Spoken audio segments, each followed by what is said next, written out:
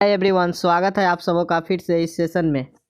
इस सेशन में हम लोग अकाउंटेंसी का बिहार बोर्ड का ऑफिशियल मॉडल पेपर देखेंगे जो 2023 के लिए है।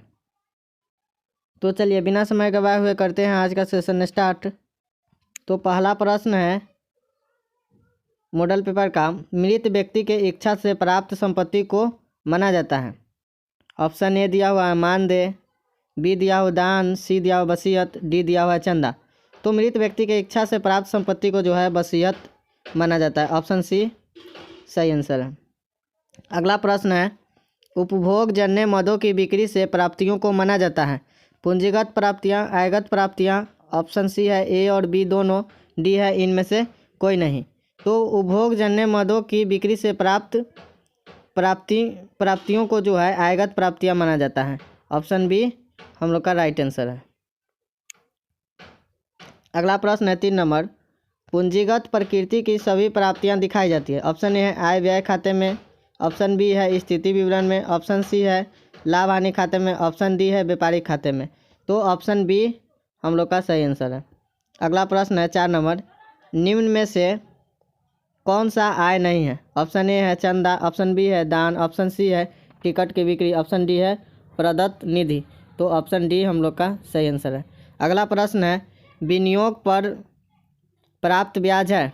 ऑप्शन ए है आय, ऑप्शन बी है लाभ, ऑप्शन सी है व्यय, ऑप्शन डी है पूंजी। तो ऑप्शन ए आय हम लोग का सही आंसर है। अगला प्रश्न है 6 नंबर, निम्नलिखित में से कौन सा आय व्यय खाते में लिखे जाते हैं। कह रहा है निम्नलिखित में से कौन सा आय व्यय खाते में लिखा जाता है। ऑप्शन ए है सामग्री का क्रय, ऑप्शन बी है सामग्री का उपयोग, ऑप्शन सी है सामग्री का स्टॉक, ऑप्शन डी है ए और बी दोनों। ऑप्शन डी ए और बी दोनों हम लोग का सही आंसर है। अगला प्रश्न है 7 नंबर, सरकार से प्राप्त अनुदान होता है। पूंजीगत प्राप्ति, ऑप्शन बी है पूंजीगत व्यय, ऑप्शन सी है आय, ऑप्शन डी है प्राप्ति। तो ऑप्शन ए पूंजीगत प्राप्ति हम लोग का सही आंसर है। अगला प्रश्न है 8 नंबर, संपत्ति की बिक्री से होने वाला लाभ होता है। ऑप्शन ए है आय, ऑप्शन बी है प्राप्ति, ऑप्शन सी है खर्च, ऑप्शन डी है इनमें से कोई नहीं। तो ऑप्शन ए हम लोग का सही आंसर है। अगला प्रश्न है 9 नंबर, प्राप्ति एवं भुगतान खाता का प्रारंभिक शेष दिखाता है। ऑप्शन ए है हाथ में रोकर, ऑप्शन बी है बैंक में रोकर, ऑप्शन सी है अधिभिकर्ष, ऑप्शन डी है उपयुक्त सभी। तो ऑप्शन डी हम लोग का सही आंसर है। अगला प्रश्न है 10 नंबर, वसीयत होती है।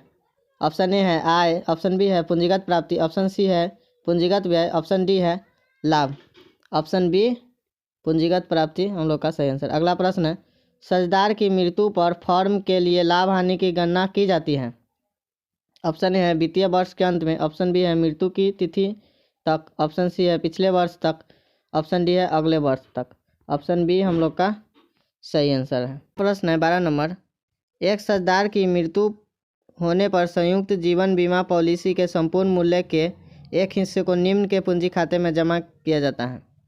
शेष साझेदार के, केवल मृत साझेदार के, सभी साझेदार के, ऑप्शन डी है भावी साझेदार के। तो ऑप्शन सी हम लोग का सही आंसर है। अगला प्रश्न है 13 नंबर, मृत साझेदार को देय राशि चुकाई जाती है। ऑप्शन ए है पिता को, ऑप्शन बी है पत्नी को, ऑप्शन सी है निस्तारक को, ऑप्शन डी है दोस्तों को। ऑप्शन सी हम लोग का सही आंसर है। अगला प्रश्न है 14 नंबर, बीमा पॉलिसी के समर्पित मूल्य से आशय है। ऑप्शन ए है जो किसी साझेदार की मृत्यु पर प्राप्त हो, ऑप्शन बी है जो पॉलिसी के देय होने पर प्राप्त हो, ऑप्शन सी है जो पॉलिसी के देय तिथि से पूर्व प्राप्त हो सकता है, ऑप्शन डी है उपयुक्त सभी। ऑप्शन सी जो है जो पॉलिसी के देय तिथि से पूर्व प्राप्त हो सकता है, ऑप्शन सी हम लोग का सही आंसर है। क्वेश्चन 15 है साझेदारी समापन के तरीके होते हैं। आपसी सहमति द्वारा, अनिवार्य समापन, ऑप्शन सी है न्यायालय के आदेश द्वारा, ऑप्शन डी है उपयुक्त सभी। तो ऑप्शन डी हम लोग का सही आंसर है। अगला प्रश्न है 16 नंबर, साझेदारी फर्म के समापन का अर्थ है फर्म के व्यवसाय का समापन, संपत्ति एवं दायित्वों का निपटारा। ऑप्शन सी है ए और बी दोनों, ऑप्शन डी है इनमें से कोई नहीं। तो ऑप्शन सी हम लोग का सही आंसर है। अगला प्रश्न है 17 नंबर, फर्म की संपत्ति की बिक्री से प्राप्त राशि सर्वप्रथम भुगतान की जाएगी। फर्म के ऋण को, फर्म के लेनदार को, सद्दारों की पूंजी, ऑप्शन डी है बैंक अधिकर्ष। तो ऑप्शन बी हम लोग का सही आंसर है। अगला प्रश्न है, पुराने सद्दार का त्याग बराबर होता है उनके नए अनुपात में नया अनुपात माइनस पुराना अनुपात, ऑप्शन सी है उनके पुराने अनुपात के, ऑप्शन डी है इनमें से कोई नहीं।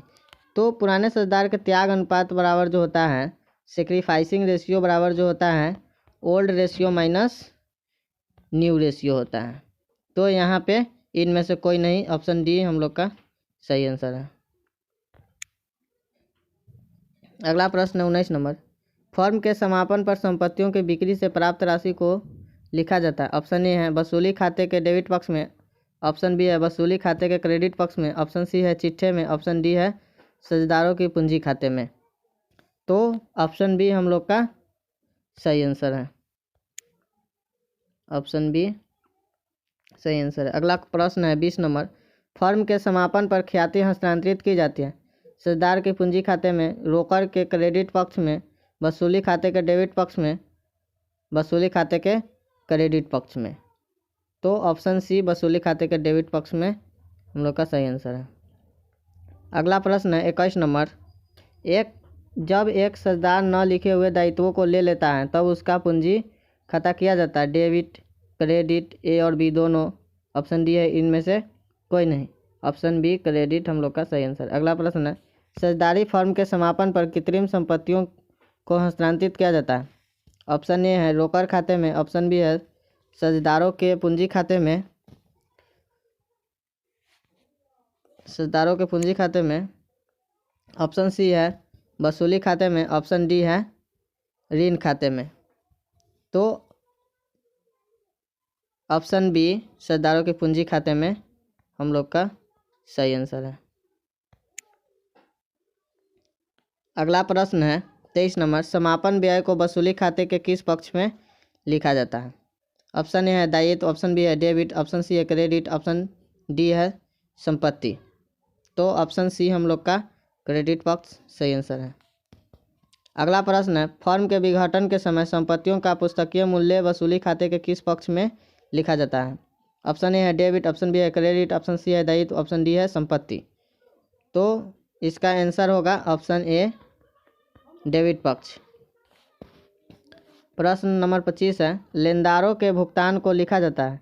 ऑप्शन है वसूली खाते के डेबिट पक्ष में, ऑप्शन बी है वसूली खाते के क्रेडिट पक्ष में, ऑप्शन सी है चिट्ठे के दायित्व पक्ष में, ऑप्शन डी है चिट्ठे के संपत्ति पक्ष में। तो ऑप्शन ए हम लोग का वसूली खाते के डेबिट पक्ष में सही आंसर है। प्रश्न नंबर 26 है, फर्म के विघटन पर साझेदारों के पूंजी खाते बंद किए जाते हैं। ऑप्शन ए है वसूली खाते के माध्यम से, ऑप्शन बी है आहरण खाते के माध्यम से, ऑप्शन सी है बैंक खाते के माध्यम से, ऑप्शन डी है पूंजी खाते के माध्यम से। तो ऑप्शन सी बैंक खाते के माध्यम से हम लोग का सही आंसर है। अगला प्रश्न है 27 नंबर, एक साझेदारी फर्म के समापन की दशा में संदिग्ध ऋण का हस्तांतरण किया जाता है। ऑप्शन ए है आय व्यय खाते में, ऑप्शन बी है वसूली खाते में, ऑप्शन सी है रोकड़ खाते में, ऑप्शन डी है पूंजी खाते में। तो वसूली खाते में हम लोग का ऑप्शन बी सही आंसर है।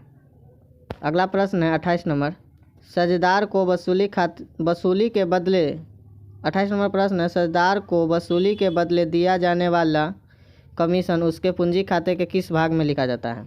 ऑप्शन ए है डेबिट, ऑप्शन बी है क्रेडिट, ऑप्शन सी है ए और बी दोनों, ऑप्शन डी है इनमें से कोई नहीं। तो ऑप्शन बी क्रेडिट पक्ष में लोग का सही आंसर है। अगला प्रश्न है 29 नंबर, संपत्तियों के खाते बंद करने पर उन्हें किया जाता है डेबिट, क्रेडिट, जोड़, ये सभी। तो ऑप्शन बी क्रेडिट हम लोग का सही आंसर। अगला प्रश्न है 30 नंबर, संपत्तियों को वसूली खाते में हस्तांतरित किया जाता है। ऑप्शन ए है पुस्तकीय मूल्य पर, बाजार मूल्य पर, औसत मूल्य पर, कम मूल्य पर। तो पुस्तकीय मूल्य पर, ऑप्शन ए हम लोग का सही आंसर। अगला प्रश्न, वसूली के समय यदि दायित्व के संबंध में कुछ ना कहा गया हो तो उसका भुगतान किया जाता है पुस्तक मूल्य पर, 10% कम पर, 10% जोड़कर बाजार मूल्य पर। तो ऑप्शन ए हम लोग का पुस्तक मूल्य पर सही आंसर है। अगला प्रश्न है 32 नंबर, चिट्ठे में दिखाई गई हानि को बांटा जाता है। ऑप्शन ए है साझेदार के पूंजी अनुपात में, साझेदार के लाभ विभाजन अनुपात में, संपत्ति के अनुपात में, त्याग अनुपात में। तो ऑप्शन बी हम लोग का साझेदार के लाभ विभाजन अनुपात में सही आंसर है। अगला प्रश्न है 33 नंबर, साझेदार के प्रवेश के समय पुनर्मूल्यांकन पर लाभ हानि को वहन करते हैं। ऑप्शन ए है पुराने साझेदार, ऑप्शन बी है नया साझेदार, ऑप्शन सी है सभी साझेदार, ऑप्शन डी है इनमें से कोई नहीं। तो ऑप्शन ए पुराने साझेदार हम लोग का सही आंसर। अगला प्रश्न है, जब एक नया साझेदार ख्याति की राशि नकद में नहीं लाता है तो उस राशि को डेबिट करेंगे। ऑप्शन ए है ख्याति के खाते में, ऑप्शन बी है नए साझेदार के पूंजी खाते में, ऑप्शन सी है रोकड़ खाते में, ऑप्शन डी है पुराने साझेदार के पूंजी खाते में। तो ऑप्शन बी हम लोग का नए साझेदार के पूंजी खाते में सही आंसर है। अगला प्रश्न है 35 नंबर, संचित हानि बांटी जाती है। ऑप्शन ए है साझेदार पुराने साझेदार में, नए साझेदार में, ऑप्शन सी है ए और बी दोनों में, ऑप्शन डी है इनमें से कोई नहीं। तो ऑप्शन ए हम लोग का सही आंसर है। अगला प्रश्न है, पुनर्मूल्यांकन खाते की लाभ हानि बांटी जाती है सभी साझेदार में, पुराने साझेदार में, नए साझेदार में, उपरोक्त में से कोई नहीं। तो ऑप्शन बी पुराने साझेदार में हम लोग का सही आंसर है। अगला प्रश्न है 37 नंबर, साझेदारी फर्म में साख का व्यवहार किया जाता है। ऑप्शन ए है AS 26 के अनुसार, ऑप्शन बी है AS 3 के अनुसार, ऑप्शन सी है AS 20 के अनुसार, ऑप्शन डी है कंपनी अधिनियम के अनुसार। तो ऑप्शन ए AS 26 के अनुसार हम लोग का सही आंसर है। अगला प्रश्न है 38 नंबर, साझेदार के अवकाश ग्रहण के कारण हो सकते हैं। ऑप्शन ए लाभ विभाजन अनुपात में परिवर्तन होगा, ऑप्शन बी है साख का मूल्यांकन होगा, ऑप्शन सी है संपत्ति एवं दायित्व का मूल्यांकन होगा। तो और ऑप्शन डी है उपयुक्त सभी। तो ऑप्शन डी उपयुक्त सभी हम लोग का सही आंसर है। अगला प्रश्न है 39 नंबर, इनमें से कंपनी की पंजीकृत पूंजी कौन सी है? अधिकृत पूंजी, निगमित पूंजी, अयाचित पूंजी, प्रदत्त पूंजी। तो ऑप्शन ए अधिकृत पूंजी हम लोग का सही आंसर है। प्रश्न 40 नंबर है, यदि अंशों के पुनर्निर्गमन पर हानि जब्त की गई राशि से कम हो तो लाभ हस्तांतरित किया जाता है पूंजी संचय खाता में, आयगत संचय खाता में, लाभ हानि खाते में। ऑप्शन डी है इनमें से कोई नहीं। तो ऑप्शन ए पूंजीगत संचय खाता में हम लोग का सही आंसर। इस वीडियो में हम लोग 40 प्रश्न के आंसर देखे हैं। अगले वीडियो में आगे के आंसर देखेंगे ते हैं नेक्स्ट वीडियो के साथ। अगर आप लोगों को ये वीडियो पसंद आई होगी तो इस वीडियो को अपने दोस्तों के साथ शेयर करें, वीडियो को लाइक करें और चैनल को सब्सक्राइब करें।